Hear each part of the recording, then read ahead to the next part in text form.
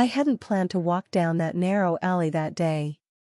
A soft breeze blew through, carrying the damp, musty smell of mold and bleach from the nearby public restroom.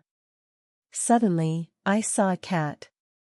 It was lying on the edge of a concrete wall, on one side, a small drainpipe dripping filthy water, on the other, a moss-covered, crumbling wall. I moved closer, but it didn't budge.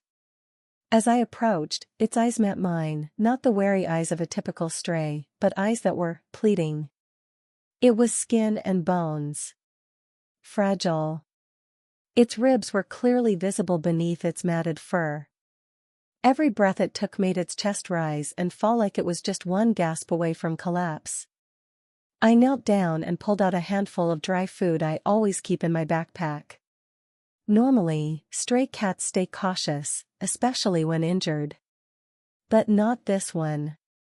It sprang up so suddenly that I instinctively flinched.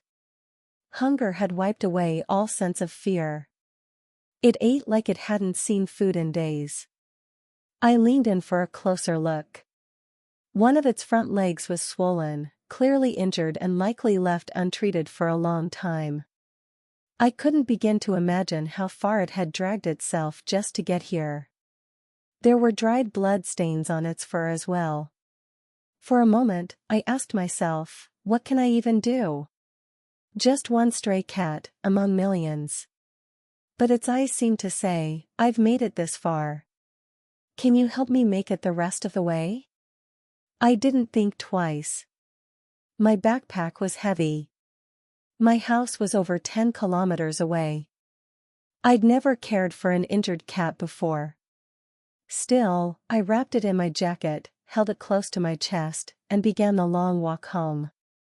I named him Dusty, because the first time I saw him, he looked like he'd stepped out of a dream coated in gray fog and tears. On his first day home, he barely moved, curled up in one corner. But maybe, for the first time in a long time, he slept through the night. I know I can't save the whole world. But for Dusty, maybe that day, I was the whole world.